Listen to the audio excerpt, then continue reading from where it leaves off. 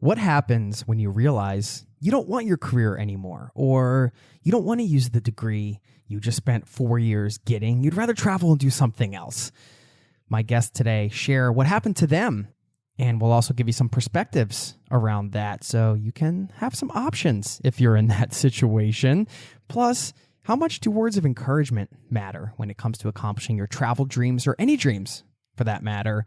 I share one story from a famous musician that paints the picture pretty well. I think I have to agree with her. You're going to hear that in this episode. Thanks for being here, and welcome to the Zero to Travel podcast, my friend.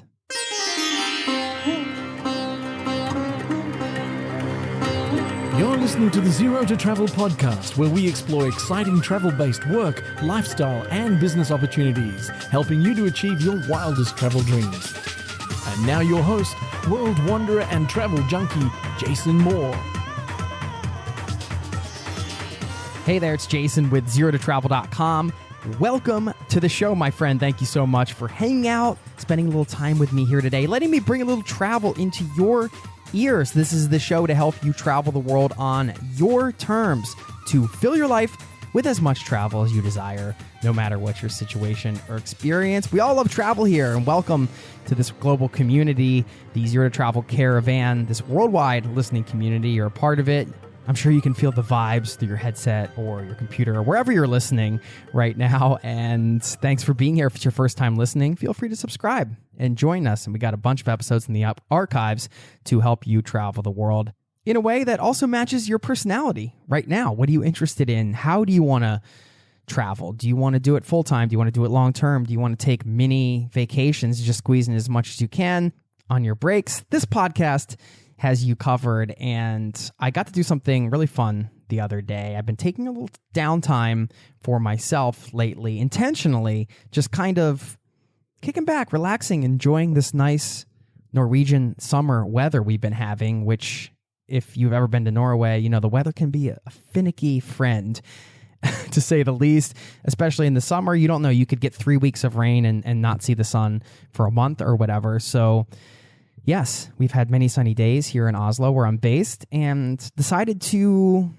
continue one of the challenges I posed to you a few episodes back, to be a tourist in your own town, something I love to do. And when you have that intention, when you go out the door, you get that travel vibe. And I was going to do something with one of these sunny days. And I said, I want to check out a beach. I haven't actually taken a swim in the ocean here in Oslo yet, and there are some beaches around here. I wanted to go swimming in the Oslo Fjord, and I love human-powered adventures, and I love that feeling of being on an adventure, even if you're out somewhere near your home. And I thought going for a bike ride would be a great way to do it, but I don't have a bike right now. But I do have a bike, a rack full of bikes, accessible to me because they have a wonderful bike share program. It's one of those city bike share deals. I said, I'm gonna join this bike share program and hop on this bike and take a pedal to the beach. It was an awesome experience.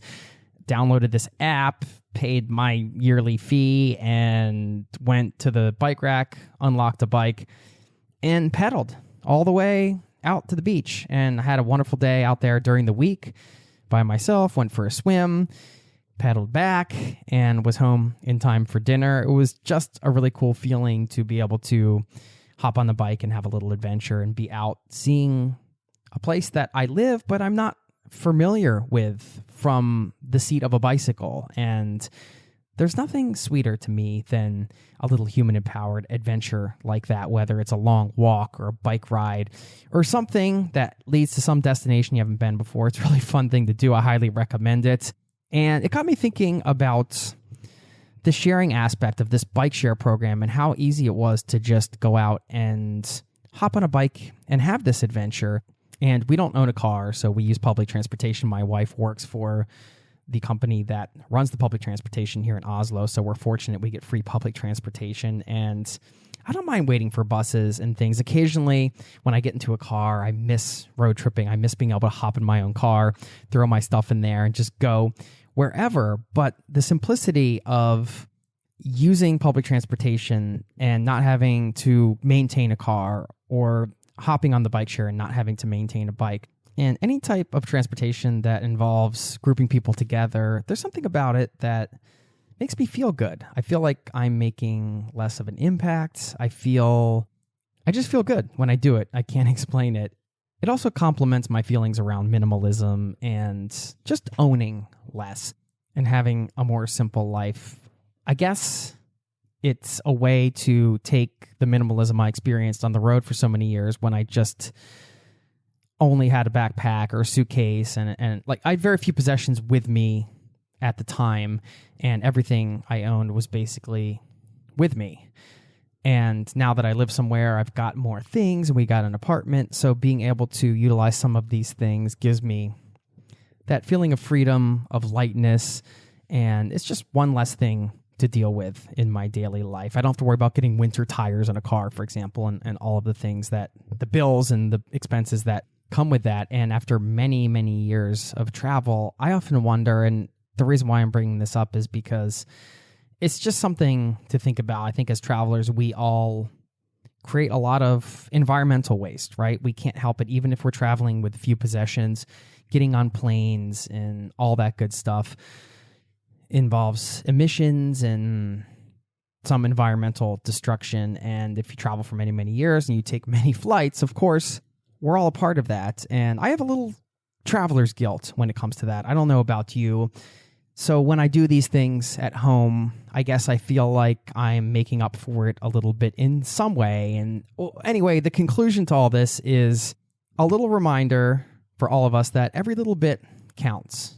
And my hope is that the impact we make as humans and how travel changes us, how we can take those perspectives we learn from traveling and make the world a better place. I like to think that the goodness that comes out of travel offsets the environmental damage done by our traveling. I hope that is the case. I like to think that is the case when you take a look at the bigger picture. Wondering your thoughts around this. You can get in touch with me anytime. Either way, when we can use public transportation or ride a bike or do different things like this, every little bit counts, and we can feel good about that. Doesn't mean we have to do it all the time. Most of us aren't going to do it all the time. I know I've interviewed many people that have biked all over the place, and not everybody's interested in doing that, and everybody has their own travel agenda, but it's great when we can all be mindful and do a little something. Every little bit counts. That is the important point I wanted to make today. And a gentle reminder for all of us travelers that every little bit counts and we can all do a little bit each and every day. Let's do that. Let's do that, Zero to Travel community. Okay, speaking of every little bit counting, that's true for many things, right? If you're working towards some kind of travel dream, right? Every little bit counts, getting rid of some stuff or making some decisions to structure your life around this upcoming trip that you have, or recreating yourself in some way so you can travel long-term or full-time. And every little bit counts. Every little step you make, little interactions, little things add up to big things, and often unexpected things, things that would never have happened if we didn't do those little bits in that exact order. My guest today share their story, how their little bits added up to what they're doing today, and how jobs that paid under $10 an hour changed their lives forever in the best way possible. And how do you take a job like that to build your life around travel when you're in a career or you have a really expensive degree and you have that weight on your shoulders? They're going to share their story, and I'm sure you're going to get some new perspectives and tips around that. Before we get into that interview, two things. First, stick around to the end of the show. I'm going to share a little story about words of encouragement and why it's important to surround yourself with the right people, why it's important to offer encouragement to others, more important than we probably think. And this story from a famous musical artist I've been listening to quite a lot lately drives that point home, so stick around for that. Now, let's slide into today's interview. I will see you on the other side, my friend.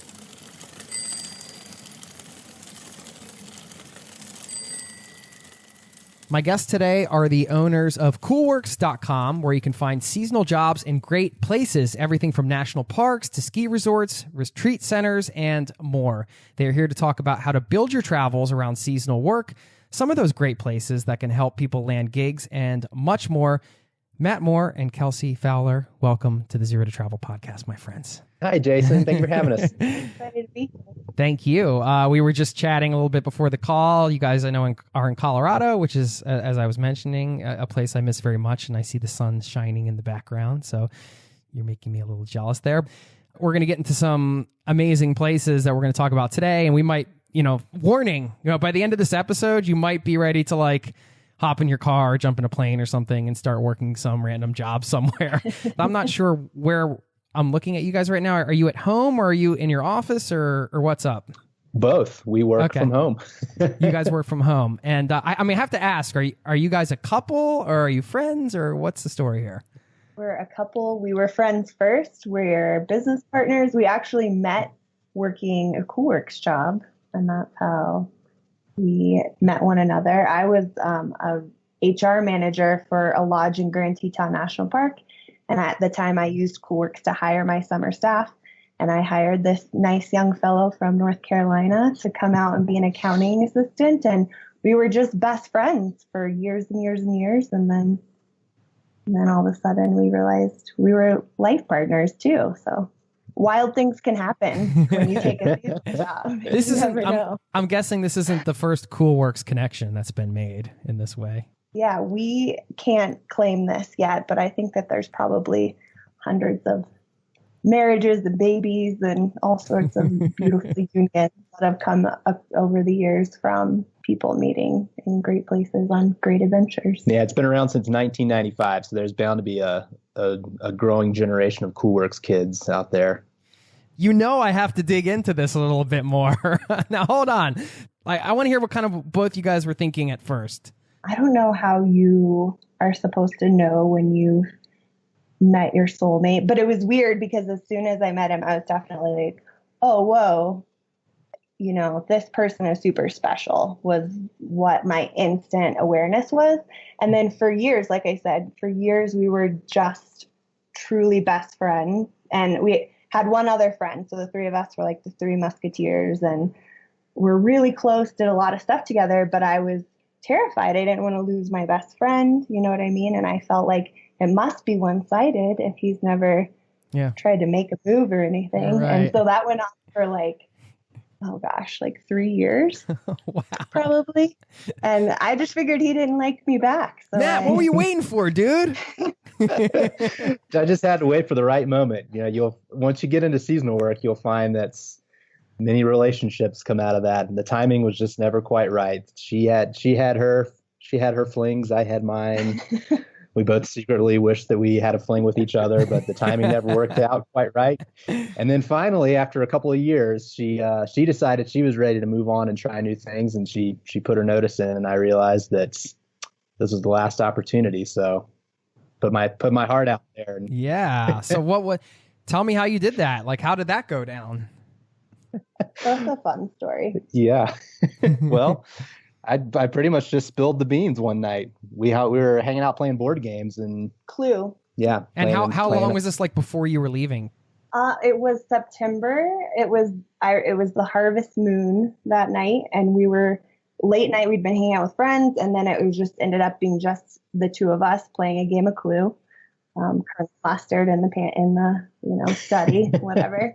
And so it was September. So I think I was due to be finished that November, but I was going to end up being around for a few more months to train the gal taking over for me. So it was close. Yeah, we're cutting it close to the wire. Until the minute. All right. So what did you say? In between, is it the professor with the pipe in the lounge or whatever? I don't even remember the game of Clue. I think we weren't really paying attention to that, and I think I pretty much just laid it all out there and said, by the way, I'm been secretly in love with you for 4 years, and I think the first thing you said was oh my gosh, this means we're gonna have to get married now, right? once you put something like that out there, we've been friends for so long. There's no going back from this. It's like, yeah, I think that's pretty much what the deal is now. So It was terrifying. And so people still ask us today all the time, like, are you guys married? And it kind of, we never really know how to answer that because we didn't do the whole like big wedding thing. It's never been something that really called to us, in the same way. But it kind of also feels like we got married over that clue board when we secretly confessed that we'd been carrying this flame for one another all those years. It's a weird thing. It's hard to explain, but from that moment, it's like, well, it's a done deal. I was terrified because I was trying to grapple with, I thought this was just one-sided for all this time. And now I'm realizing I'm like done, off the market. The search is ended. You knew. I was getting the chills, by the way, when you were telling that story, Matt. That was super sweet. And then, of course, I was also visualizing like some dramatic pause, and then you guys totally like hardcore make out, like like they do in the movies. But I don't know how it went. You don't have to get into all of it. But there was a little bit of that. But to be honest, I couldn't look at him because I was freaking out at the same time. So I was like, oh. And all of that with the Tetons in the backdrop. I don't know if you've ever seen them in real life, but it's the perfect setting for a love story. Full moon, wolves are howling, the whole 9 yards. Beautiful. So what more reason do you need than to check out seasonal jobs in that? Yeah, you might even find love. That's great. When you guys got into seasonal work, and then you can each share your respective stories, was there like a grand plan to like, hey, I'm going to travel and I'm going to do this thing? Or was it just more like a, hey, I'm just going to go on this adventure and then get a real job after? Or was it like, I'm just going to go and see what happens? What was your mindset when you got into it? I can say for me, it was a little bit of all of those things. I was just graduating from school. I went to business school and kind of got a little disillusioned during the process. It was one of the, I'm sure a lot of people can relate to the experience of going to school, not really knowing what it is you're wanting to do or why you're even in school. You're just kind of doing it because that felt like the next logical step after high school is to continue your education. Totally. So, I mean, I changed majors like 4 times and finally had to settle on something. So I chose business thinking, it was well-rounded, probably a lot of opportunities with a general degree like that. But as I went through it, I was kind of jaded. A lot of my peers were really, they wanted to get into finance and banking and consulting and stuff like that. And, that's all fine, but none of it really called to me. Like I wasn't really like, oh yeah, that's definitely what I want to do. So I got to graduation and finished up and was like, I don't really want to pursue any of these traditional opportunities. So I started looking around. I had done very little traveling growing up. I'd been out to Colorado a couple times from North Carolina for like family ski trips. But I'd never driven east of or west of the Mississippi before. That was really the only other part of the country I'd really seen before was Colorado. And I loved it, had great memories of it. And like, you know what, I want to take this opportunity to see if I can find a job out there, see if I can explore and, go experience more of the country.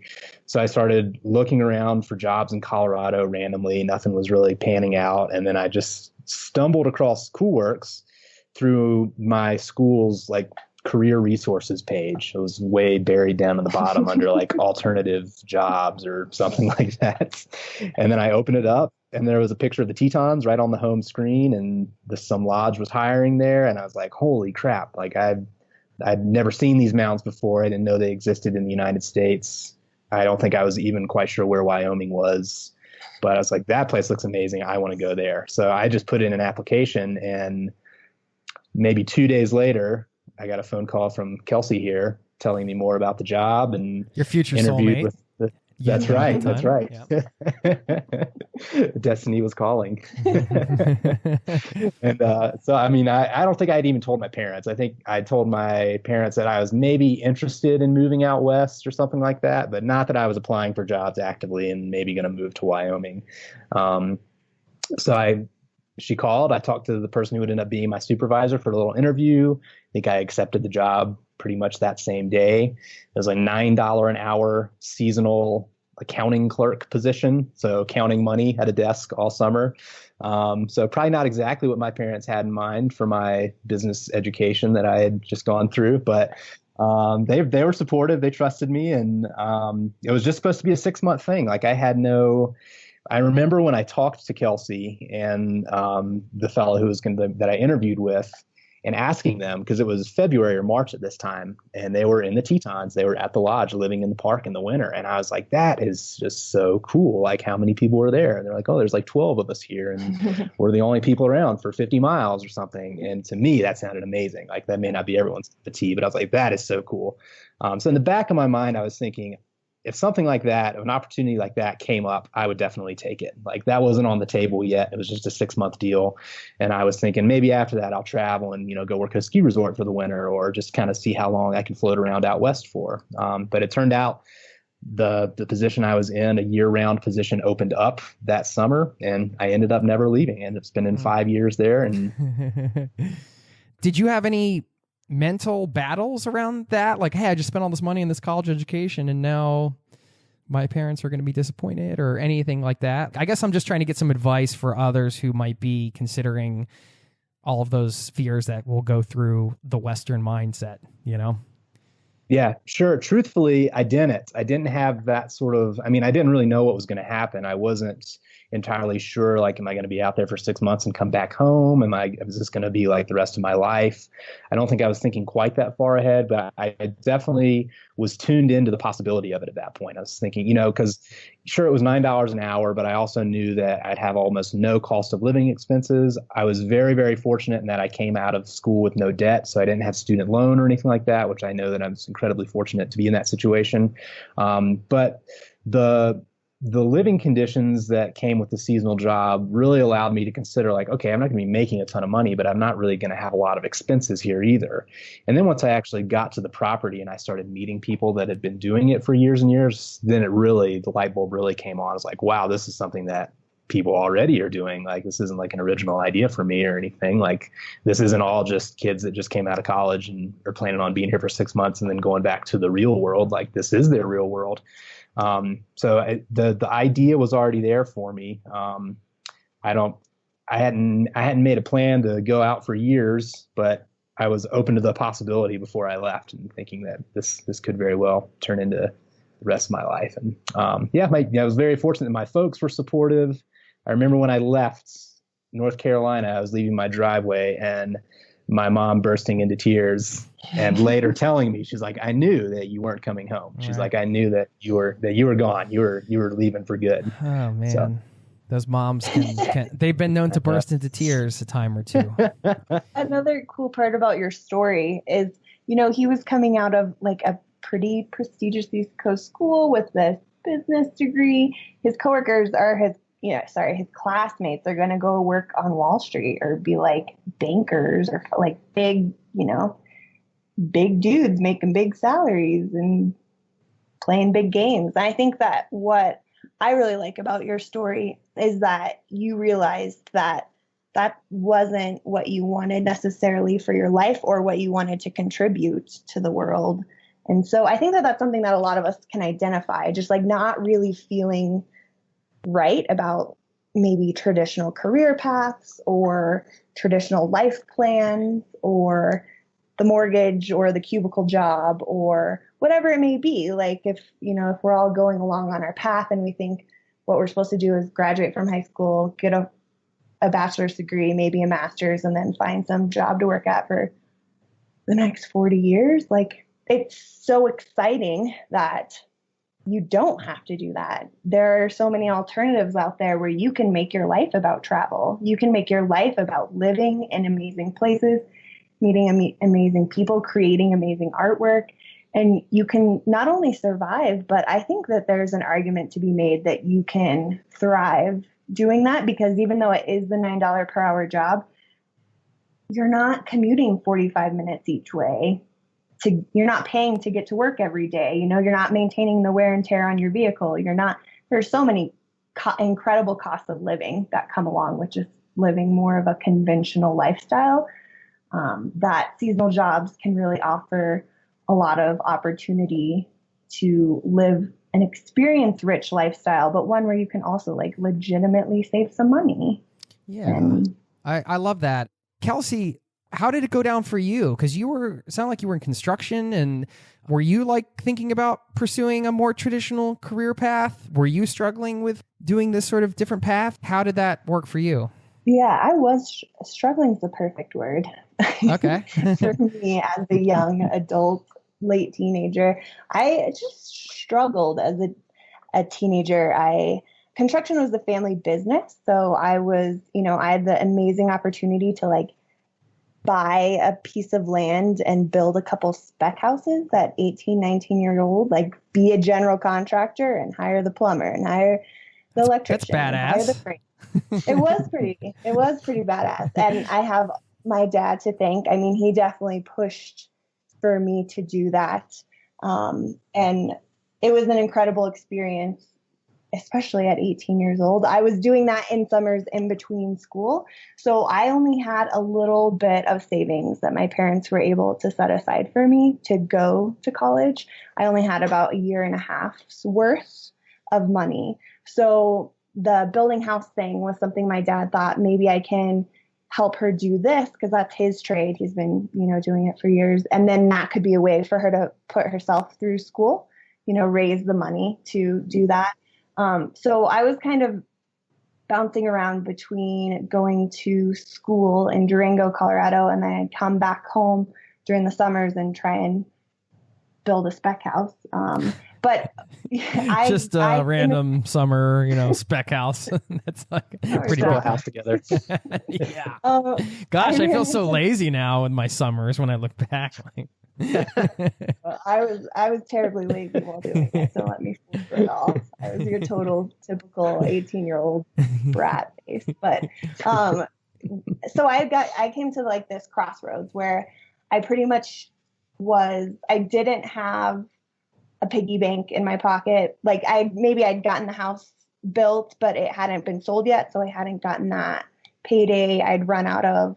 I'd used up the funds I had. So I was kind of in this position of like, one, is college where I want to be? Do I know what I want to spend the next 3 to 4 years pursuing? Do I know myself enough for that? And if I do, am I prepared to go into debt? Like, am I prepared to take on loans? Those are smart questions that most people don't ask themselves.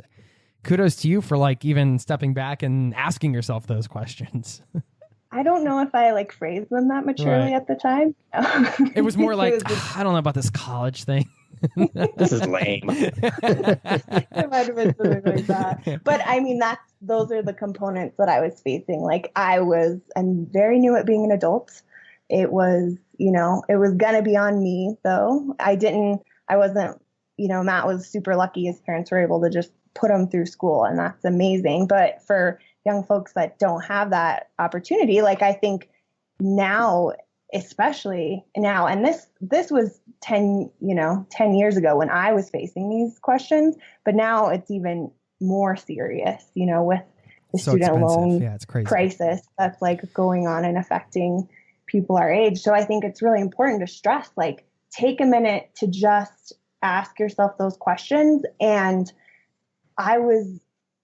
that's something that I really am passionate about doing with CoolWorks, is pushing for that gap year, pushing for, take some time off after high school to like look around and figure out who you are and have an adult experience and live on your own. And these jobs are so fantastic because they provide a lot of cushioning to let you do that. But anyway, I was at that T. So I left school. I kind of floated around here in the Denver area for about a year. This is where I'd grown up, went to a lot of concerts, lived like a 21-year-old does when they first turn 21. And then just realized, if I sit around and do this, I'm just going to be stagnant. I'm going to be in one place. I'm going to still be hanging out with all my friends from high school. And is that really the future I want? So I have a cousin who had worked on like a dude ranch in Montana. And so I knew that this sort of weird, interesting job opportunity was a thing because she had done this. And at that time, she was living in Jackson Hole, Wyoming. She had gotten a job there. And so we went up to spend a Christmas up there. My dad and his sister and cousins, just like a little family Christmas in the Tetons. And they got me like they do so many. Again, like Wyoming's the next state over from Colorado. I was born and grew up here, and I had no idea that a valley like that a place like that existed. I had never really learned a lot about our national parks in school. Maybe I just wasn't paying attention that day. I'm not saying it wasn't taught, but when I got there and I experienced this place, I was just really blown away. And so I asked my cousin how she had worked on her dude ranch in Montana, and she told me about Cool Works, or maybe I started Googling cool summer jobs. So I used Cool Works. Really similar story, got on there and started looking around, was looking for that area because I knew I'd have a family member close by, and I was a big scaredy cat when contemplating doing this. I was so terrified to do something like this on my own, but got a front desk job that paid $7.50 an hour. So I've even got you beat there. And it was a 6-month gig, similar like May through October. Drove up there 8 hours, and you would have thought I was like sailing to the new world, you know, not sure if the globe would be round or a square or something. Like I was so scared. I cannot even tell you. I got there and like was going to eat graham crackers in my dorm room because I was just petrified. It takes a lot of courage to like saddle up and go out into the world and do something on your own. But I did it. And I think taking that first step of taking that front desk job opened up so many doors for me to continue to stretch and push myself in the way of travel, in the way of seeing the world, in the way of being willing to try stuff. You know, once you take that kind of first step and learn that you don't die, you're exceedingly, you know, more sure that you can do other things like that. So I loved working at the front desk. It was the funnest job I've ever had. At the end of the summer, a similar thing happened to me, which is that the management of the lodge approached me about a year-round human resources assistant position. So I was very, very lucky that the first seasonal job I ever took at the end of that season became a full-time opportunity to live and work in Grand Teton National Park and get all of the benefits that come along with that. But my plan also at the end of the summer was going to be to go to the San Juan Islands or Southern Arizona. I was looking at like, okay, what can I do next? How can I keep this going? Because it really is a seasonal job has a lot of the best things about traveling. You know, you get to meet incredible people, you get to be in incredible places, then you get to do it for an extended period. So I was definitely had a taste for it at that point. How hard is it to keep things going? Is it hard to keep finding new gigs and all that, or is that an overblown fear? It's incredibly easy, which especially now. So the seasonal world can change depending, just like any job market can change based on, you know, depending on what's going on with the economy. So back in 2008, 2009, when all of that stuff happened, jobs were harder to come by, and that would be true in a traditional setting as well as it was more competitive in a seasonal world. But no, especially now, but I think overall in general, seasonal work is such an easy and great option. Like Matt was talking about how quickly I hired him, and that's a common thing that you'll hear is, I applied, I got a call a few days later from the Grand Canyon and I bought a plane ticket. Like it's great for not only if you're going from seasonal job to seasonal job, but say you just got back from 3 months in Southeast Asia, or you're kind of plopping back down from some other great adventure. It's like it's always there, and it's pretty darn easy to just kind of click in and grab and go. If you're willing to be flexible, you know, there's trade-offs. Like it's not incredibly easy to do with a dog or kids or a lot of worldly possessions, you know, a U-Haul trailer full of junk. Like none of those things make it easy to just grab and go. But if you've got that traveler kind of lifestyle, they're really accessible. Right? Absolutely. And another thing to consider is when you sign up to do a seasonal job, you're immediately going to be joining a community of other people who are doing it and are going to be in the exact same situation that you are, in that this is a job that only lasts for 6 months and something has to come after that.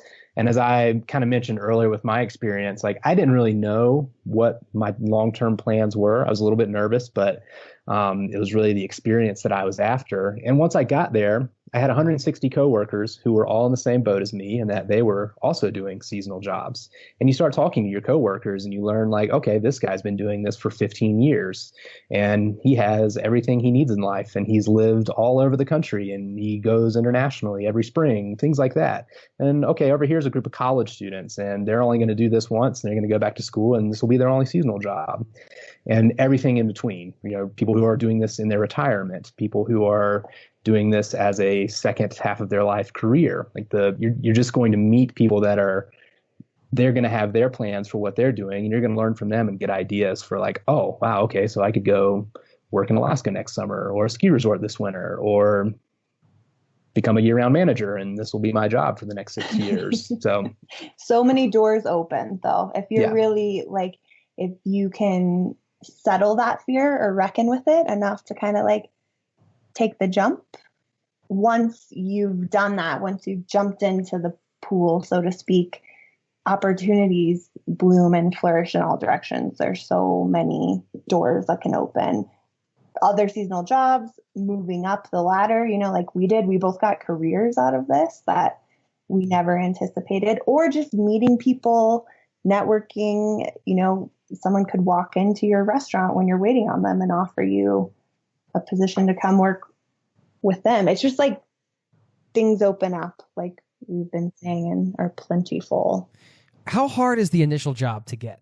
I'm looking on your site right now. Okay, I went onto what's new, and there's a ranch job in Montana and a tour company thing in Alaska and a hotel in Michigan. But just what can give people a leg up, essentially? Best practices and all. I did the hiring for this lodge that we met at for several years. So I've been in the HR manager's shoes. And we also, CoWorks sponsors a conference every fall for seasonal HR managers, where we get together with a bunch of folks that hire for these different places and just spend 3 or 4 days decompressing and having workshops and hearing from them and continuing ed and all sorts of good stuff. So there are definitely some things that we hear a lot that are really simple that can help give you a leg up. So the first thing that's important to specify is that they're all different employers. They're all different companies. Some might be really big corporations with properties all over the place. Some might be run by a third generation cattle rancher who definitely doesn't have an HR department or a very formal process. You know what I mean? So there is like a very wide range of processes that a job seeker would run into. One might go fill out an application and it might be 18 steps, and one might just ask you to send in your resume. It's very diverse, but what's important is always, I think, to cast a wide net. So it's absolutely okay to get your heart set on your favorite, and you should do that, but make sure that you throw a couple of lines out there and you apply to a couple of different places, just because it actually makes you better at applying when you use that muscle a little bit, and there's things that you can do. I always suggest that people like save a Word document with all of your previous employment history, professional references, names, phone numbers, addresses, email addresses, like all of that content, save it so you can open it and just kind of copy and paste into these employment applications, because they can be long and they can take 45 minutes to an hour to fill one out. So there are little hacks you can do to make the process less cumbersome, but definitely apply to a couple of places. Take the time to make sure that you're submitting a complete app with correct spelling, grammar, punctuation. This drives people crazy. And I am the first one to say, like, I can't spell to save my life. It's not something that is important to me. And I think with smartphones and just our technology nowadays, a lot of people are applying with their thumbs on their phones because it's easy. But that translates that system can translate to your application sometimes coming through looking sloppy, looking incomplete, auto-filled words or whatever it may be. And that stuff drives a lot of hiring managers crazy. Like, that's how it reads to them. And from the flip side, as someone who doesn't spell, like, I understand you're on your phone and you are trying, I'm telling you, apply to multiple places. So you're trying to get a lot of applications out there. So but yeah, taking the time to do that, to make sure your application is complete, that you're answering questions sincerely. And I think what's really important is to try and show them a piece of who you actually are, not try and come across as the world's best applicant, because the majority of these employers are expecting and looking for more entry level applicants. They're not looking for brain surgeons and they're not looking for lawyers. Like, they just want someone who is passionate, has a great work ethic, and is going to be fun and enjoyable to be around, because that's going to lift up everyone else that's working together this summer. So if you can let that shine and really express, why are you passionate about the idea of the Grand Canyon or life on a ranch? Why do you want to experience that? Even if you're applying to work for a big company, I think that things are evolving in the world of HR, and maybe applying for jobs 10 or 15 years ago, we felt like we had to put ourselves into a certain box to be noticeable. Play like I'm the candidate, like, role. I'm going to be, whatever. And I can't stand those interview questions when they ask you.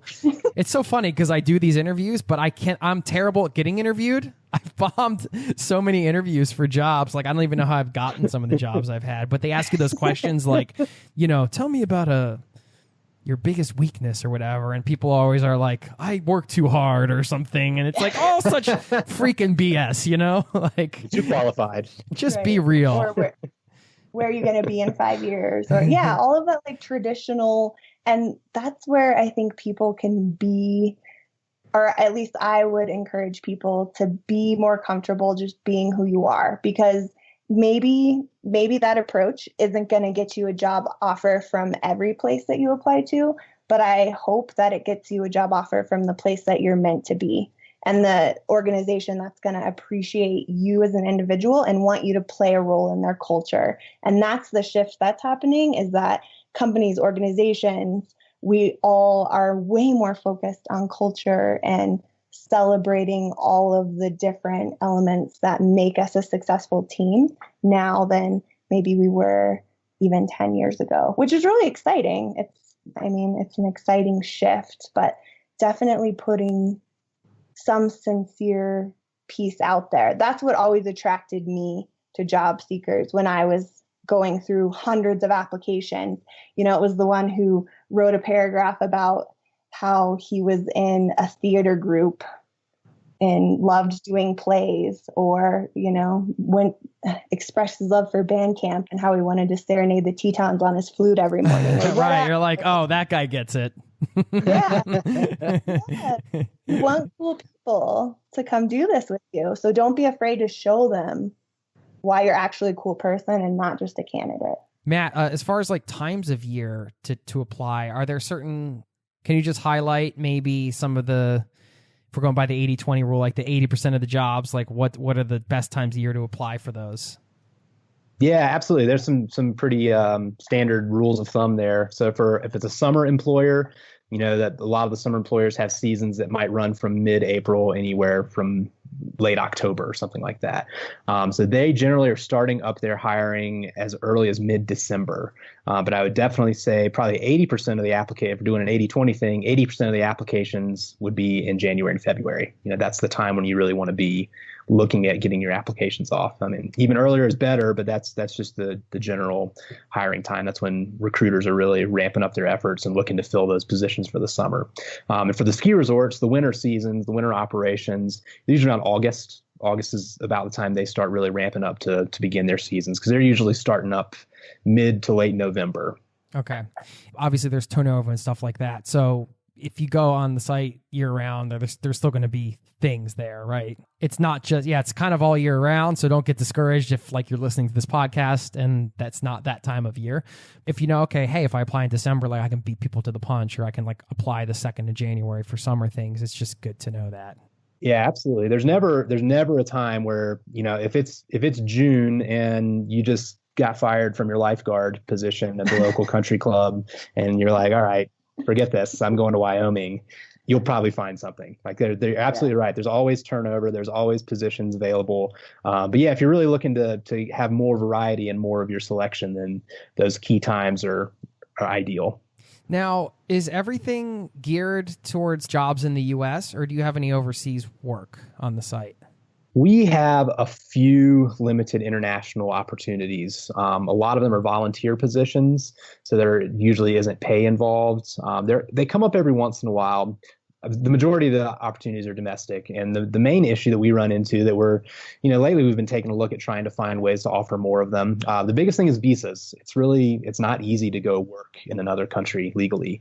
There's a handful of countries where you can easily do that through a working holiday visa if you're under 30. So I think Australia, New Zealand, and Ireland offer those. But in general, it's just tricky. It's hard to go work overseas. So we haven't built up a big international portion of our site, but we would really love to, because we know that there's some fantastic opportunities abroad. We get some really cool ones occasionally. What usually works well is when an employer abroad says, I know I need a fluent English speaker, then they are able to go to their government and get the visa, basically secure the visa, because they have the job that has this need. And when that happens, they're able to come and post it on Quarks. And we've had some amazing jobs abroad. Like we've had kayaking guides in Norway. We've had hiking guides in the Swiss Alps. We had one time we had this like personal assistant job for a sailboat to cruise all around the world and like take care of the dogs. Whoever landed on Coolworks like for that gig, right on. So every once in a while we have these like incredible supernova international gigs that come along, because of that visa thing, it makes it hard. But what a lot of people do is they work seasonally and then travel internationally and raise their funds to do that in the gap seasons. Yeah, got it. Now, what about people that are not from the States and want to work in the States? Do you guys help with that process, or how does that work for those people? We're not involved in that process. It's usually the employers that have to secure the visa. It's tricky. The J1 student visa program is something that a lot of employers take advantage of. So it allows international students to come work in the United States for, you probably know that, is it 6 months or? No, it's a maximum of, I think, 4 or 5 months with a mandatory like 1 month travel window. So the U.S. is offering this visa out to university students from around the world. And it's basically the aim of the program is for them to do a cultural exchange and work on their English. So the idea is by coming and working here for a summer, they can do that, but they have a mandatory travel window built into that. So generally those visas are only going to be available to university students, and it's usually they can work for 3 months. And it's harder once you've graduated, once you've aged out of school.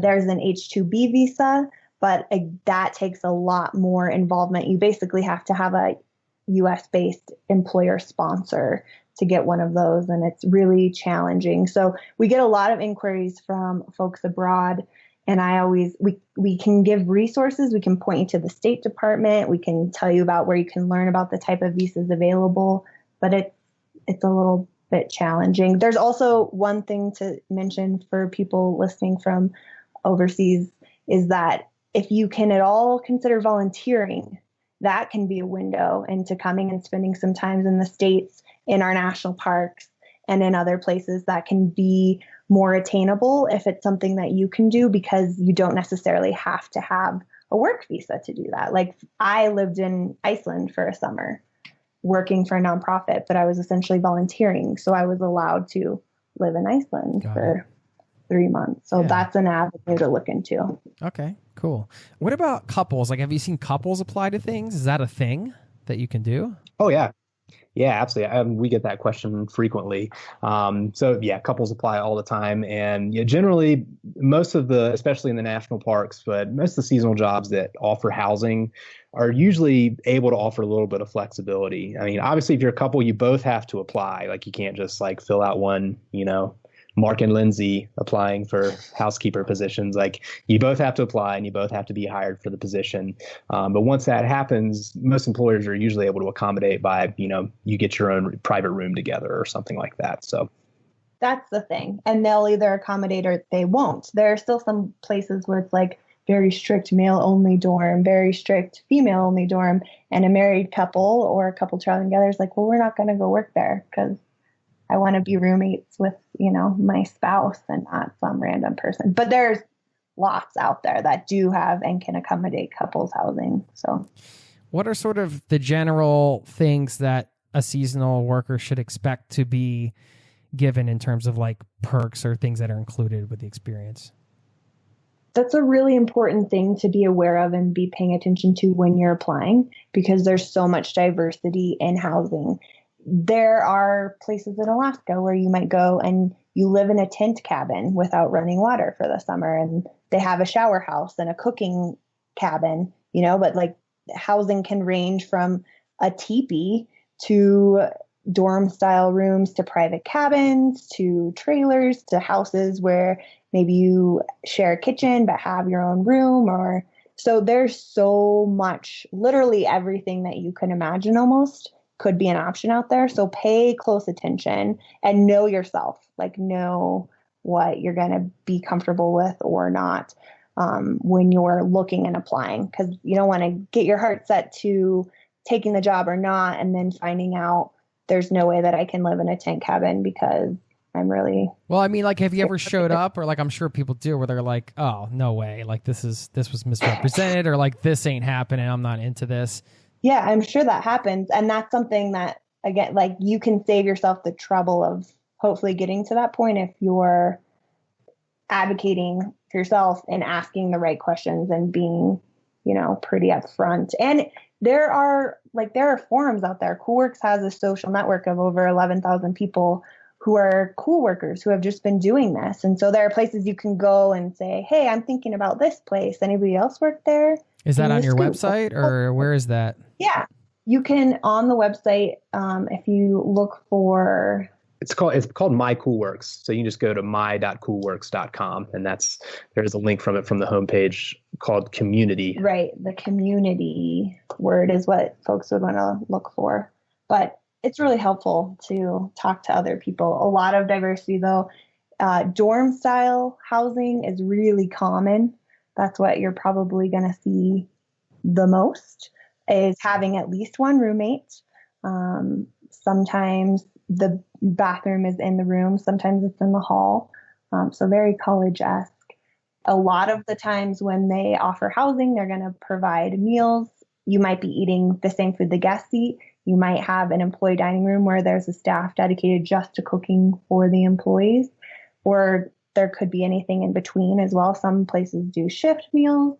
It's all really, really different. So that's why, again, it's important to pay attention to those details. But in most cases, some places, it's all included as part of your compensation. It's also really common for there to be a cost for room and board, which is deducted from your paycheck. That's something that you'll see as well. But it's usually, when you factor in 3 meals a day and snacks and housing and cleaning supplies and toilet paper and all of that sort of stuff, it's still really affordable compared to... I have to ask, like, what are the sweetest gigs? What are like the best places to work? I mean, can you guys answer that? Or are you going to have to dance around this one? Or no, we could. We definitely have our favorites. We spend all the time looking at the site and like, oh my gosh, I would love to go do that. I don't know. And there's something different for everyone. If it were me personally, there's been a couple of spots. The national parks are probably my favorite. I think if I could go tomorrow, I'd probably go spend the summer in Yosemite. Like, I think that would probably just be an absolutely amazing experience. But there's been some really cool places in Alaska that I've seen where you have to like fly in to Wrangell St. Elias National Park, and there's no roads, and they raise all their remote. own food. Matt, I get the trend. Matt likes to be like isolated from society, right? Like, it's just like, hey, if it's in the middle of nowhere, like, count me in for that one. Yeah, I think Kelcey would probably agree with that. Well, not if you're going to Yosemite. I don't know if you've been to Yosemite. Yeah, lately, well, yeah, but no, it's that's true. Yeah. Yeah, I think those would be my top picks. There's the ones that always appeal to me. I think the sweetest gigs align with what you're into. So, like, I grew up riding horses, and I've got this total, I want to be a cowgirl fantasy. And so I would want to like work on a dude ranch and take people on trail rides, through the mountains and to all sorts of beautiful, like, ride horses for a living. Yes, please. I think like a summer camp job would be super cool, hanging out with kids and being their heroes and like doing crafts all day. I think that would be a super sweet gig. So yeah, like what's the coolest job, or what's the coolest place to do the jobs? There's so many guide jobs out there. There are so many places where you can go get trained to be a rafting guide. Like, you don't need to have that experience. You can sign up for their guide course, and you do pay a little bit of money up to do it. I think it's like on average, generally about like $300 to go through the training, but they provide you with all the gear. They train you to be a rafting guide. And then at the end of it, if you're competent, you get a job and you get to spend the summer rafting the Smokies or the Arkansas River or whatever it may be. So, or taking that experience all over the world. We were in New Zealand, and we went on a rafting trip, and this guy was from Wales, and he had been a rafting guide there, and he had been a rafting guide in the Grand Canyon, and now he was in New Zealand. And actually, and I'm going to change my answer, I would go back to doing that, because it seems like every rafting guide I've met is somehow like a secret millionaire that they've managed to do from being rafting guides all over the world. So, man. And I love being on the river. So I think that would be that's what I'd go for. Yeah, the rafting guides are always like rock stars, right? Like, it's funny. National parks. Are you living in the park, or are you typically outside of the park? You're typically in the park, and it is just an amazing experience. The national parks, especially in peak summer season, they get busy. So, I mean, it's just, the work is very busy. It's just a mad rush every day. But I don't know, part of that is it's also a rush. Like, it's exciting. Like, people have come from all over the world to come see this place and spend a week in this place. And you're living there for 6 months. So you don't just get that 1 week experience that everyone else is getting. Like, I could get off of work and ride my bike to one of the most famous trailheads in the country that people had been planning for years to come do this hike. You really get to see the entire thing, and you get to see it when there's snow on the ground. You get to see it when the leaves are changing. Like, you get that entire full season experience, and it's really magical. Just switching gears a little bit, because this is fascinating to me that you guys have lived this, sort of seasonal lifestyle, and obviously clearly both love the outdoors, and I can relate to that because I've came from a similar background, and you'll see what I mean in a minute, but I worked a lot of contract jobs, and then I was on the road for a while. Anyway, I started getting into this location independent business type stuff. Now, you guys have bought Coolworks from the former owner, which I actually have had the pleasure of having on the show back in, I think it was like episode 58 or something. I don't know. It's been a while, and he's such a great guy, and it was just a pleasure to have him on. But you guys have taken over Coolworks, and now I imagine you're in front of the computer a lot more than you were before, and like, it's a totally different lifestyle. So how did the buying the business thing go down? Like, when did that happen? And then we can get into how the lifestyle change has been for you guys. So that process took place throughout a good portion of 2016. Bill Berg, former owner and founder, yeah, important to the granddaddy or the daddy of Coolworks. Man, he made it all happen. Yeah, so he started in 1995, and he'd let the team know that he was ready to move on to different ventures and was interested in entertaining offers. And so we put our brain together, and went through that whole process, made him an offer, and we took over officially January 1st of 2017. So we're going into our second year of it right now. We had both been working for Cool Works previously. Kelcey for longer than I had. She had been with the company about 3 years at the time, and I had only been with the company for 6 or 7 months. So the lifestyle was already something that we were kind of used to, working from home, working remotely. And, it's something that we both really actively wanted. I had been working down in the city of Denver for a couple of years, doing a commute, 1 hour commute every day, 2 hours round trip. So that's, that adds up over time. And we both kind of really put all of our focus and energy on, let's both try and find a way to work remotely, work from home. Like, I don't know how that's going to pan out or how it's going to look, but, we really both wanted that, just to continue to have that sort of location independence. And it's not without its challenges. It's something that we both love, and we both acknowledge that I don't know how it would be possible to go back to like having to show up at an office every day. Like That would be just crushing for, I don't Unless know how your I would office was in front of the Tetons, or whatever, like you used to do. That's probably what I'd do. I'd go ask for my old job back. But it is absolutely a wonderful thing, but it's not without its challenges. One of the things we notice is that it's very hard to not pick up work any time of day, all day long. Like, you can work from the moment you get up until 7 o'clock at night. It's really hard to break away because it's always there.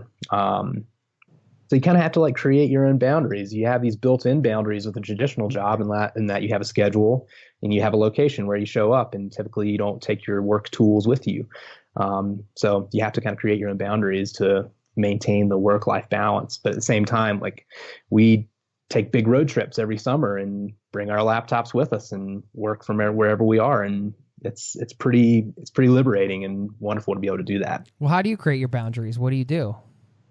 We're terrible at it. Yeah, you tell us. You have any good ideas? It's tough. There's certain times when it's work, for sure, where you're like, I have to answer all these emails or whatever. But then when it's blending with, I guess I'm technically working right now, and so are you guys, but I hope you're having as much fun as I am. Absolutely. I was just curious to talk to you guys about that, because to be out more in nature and to be more sort of in the real world, and then go into like a very computer centric position is challenging. I mean, there are so many pros, but also I think, like, let's just be honest about the cons. It's not a totally healthy, at least I'm speaking for myself. I've got a beautiful standing desk out there, and I don't take enough use of it as I should. Like, it's hard for us, like, have a balanced eating, outdoor, all of those sorts of routines that you would just normally have from having a more traditional job, or even having a job, as opposed to, I think a big part of the shift that's been hard for us is transitioning to being owners, because then it's even harder to tap the brakes and put those boundaries in place. Then we are pretty bad at it. We have a list on our refrigerator about screen rules and when they have to be off and on, and like to try and create some personal space and life space, and how we should take a walk every day. And I mean, maybe we hit all of those like once every couple of weeks when it's supposed to be daily. Yeah. It's hard. And then you guys also, you're a couple and you're living together and you own the company together and everything. So that can be tough. Yeah, it gets complicated. Yeah. It's been a growing experience for sure. I think the first year was hard. The second year feels a lot better already. So that's exciting. And like you said, when you get to do something that you're passionate about and you're excited about, maybe I generally work like 10 or more hours a day, but I'm so excited to get to be doing what I'm doing that it makes you want to get out of bed in the morning, and just need to be more mindful about providing balance so you can stay healthy. Yeah, for sure.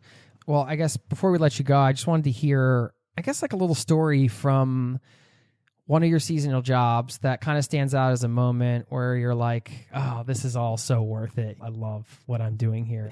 Is there a moment that jumps to mind that you could share? I'll go first. All right. I was working at a cafe in Fox Glacier, New Zealand, on the southern island. And this cafe was busy. You bust your butt. I was out there bussing tables and wiping down tables. And my boss walked up to me and said, give me that tray. And in 10 minutes, you're going to go on that helicopter. And I was like, bussing tables and wearing my Crocs and a t-shirt, and black yoga pants. And I just got put on this helicopter and flown around Mount Cook and landed and got out and walked around on the Neve Glacier. And that was just in the middle of a cafe busing shift. Wow. Absolutely Sweet. Incredible.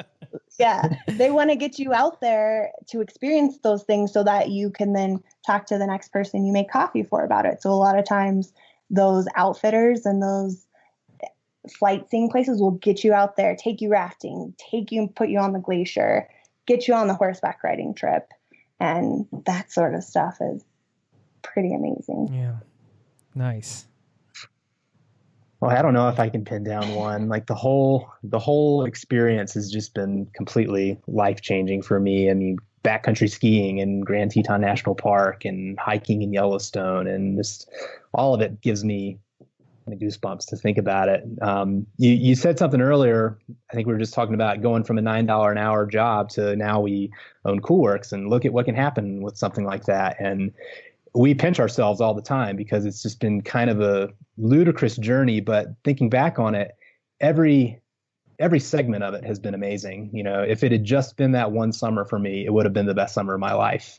If I had stayed at that lodge in the Tetons where I worked and was still doing that today, it would still be the best job and the best experience that I could ever have asked for. So every step of it has been amazing. But yeah, anything can come out of it. But even the shortest little bit that you get out of it is going to be worthwhile. Like everything's just been beyond what I ever thought it was going to be.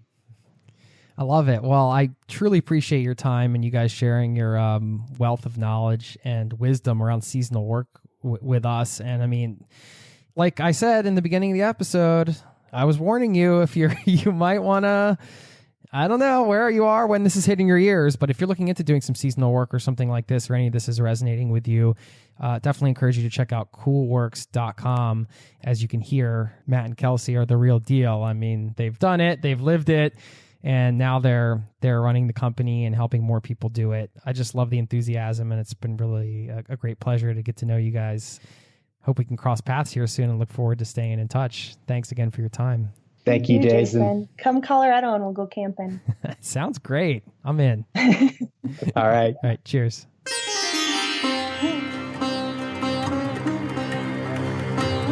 There you have it, my friend. I want to thank Matt and Kelcey for stopping by the show. Loved chatting with them. It's always fun interviewing a couple, hearing their story and how they met and how their life of travel evolved and what it turned into and what they're doing now. And you just never know where things will go. You just never know when things will go when you go, right?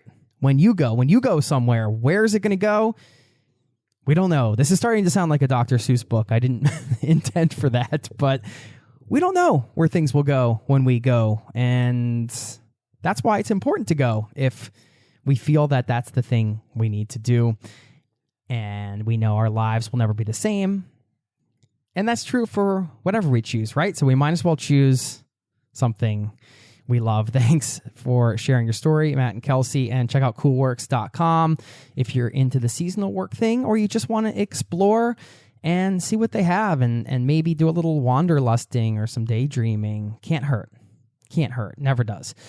Okay, a couple things before I let you go. I have a quote at the end of the show that I want to share, and I've got this story I want to share about this musician that I heard the other day. I was listening to a podcast called Sound Opinions, which is a show where they review different albums and they have different music-related topics on. And they had Margot Price on, who is you could call her, she calls herself actually in the interview. I couldn't really think of the genre of her. I guess it's country, but it's sort of that throwback to outlaw country, Willie Nelson and Merle Haggard and those types of country artists. But there's also folk and blues, and it's just a combination of things. And she ended up calling the movement she's part of, Outlaw Americana, which was the best description I heard of it. Anyway, either way, she writes beautiful songs, and I really enjoy her music. And she shared a story about her, quote, 13 years of overnight success is what she likes to call it, because they struggled for so many years in Nashville trying to get a record deal and to break through, essentially. And there was a point where she was going to pawn her instruments and just give up everything. They needed money. Her husband told a story about selling their car to get more money, and he really believed in their music and what she was doing. But she didn't. She was at this point where she got really low and she was almost ready to sell everything and quit. And somebody, I can't remember the name of the person, but they must have been somebody important in the music industry, said something along the lines of, hey, do not give up. You've got it. Whatever it is, you have it. You have to keep going. And she said that got her through at least another 6 months. Just those words from that one person got her through the next 6 months of her life to keep doing this, as they were, again, trying to struggle and make it and playing in empty venues and all of this stuff that, it's so easy to see success and think, well, that just happened and they just have that gift, but everybody works for these things. And I just thought it was a beautiful thing that a person could say a few words to another person, and that would be fuel for them to keep going, keep pursuing their dreams. And I just wanted to bring up the story because it's important to remember that our words do matter. And if you are chasing travel dreams or other dreams and you're not around other people that are doing it, then get around other people that can support you and provide those words of encouragement. And do not underestimate your ability to make an impact on others and to offer them words of encouragement for the things that they're going for and some validation. Even though we all shouldn't look for external validation and we should go within for that, it's nice to hear from other people that you have support and that you have somebody in your life who has your back and isn't judging you and believes in you. That's a cool thing. And I wanted to leave you with this quote that ties in with all this. It's from Unknown. What a weird name, Unknown. That person really has said a lot of wise things. Now, I couldn't find who this quote was attributed to, and I looked all over the internet, but it says Unknown, so I'll share it. And if you said it, then you are a wise person, my friend. Okay, the quote is, "A word of encouragement during a failure is worth more than an hour of praise after success." That wraps up another episode. Thanks for being a part of the Zero to Travel caravan, this listening community. You beautiful person, you. Thanks for spending your time with me. You have a lot of things you could be doing, but you're here, you're hanging out, you're listening to this show.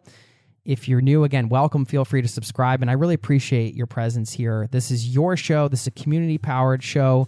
This platform is for you. I happen to host it, but I make the show for you. If you have any feedback you want to give me or guests you want me to have on or anything, you can reach out anytime. My email is jason@zerototravel.com. Hit me up anytime. I'd love to hear from you. Thanks again for listening, and I'll see you next week. Cheers. This podcast has been brought to you by ZeroToTravel.com. Ideas and advice to make your travel dreams a reality.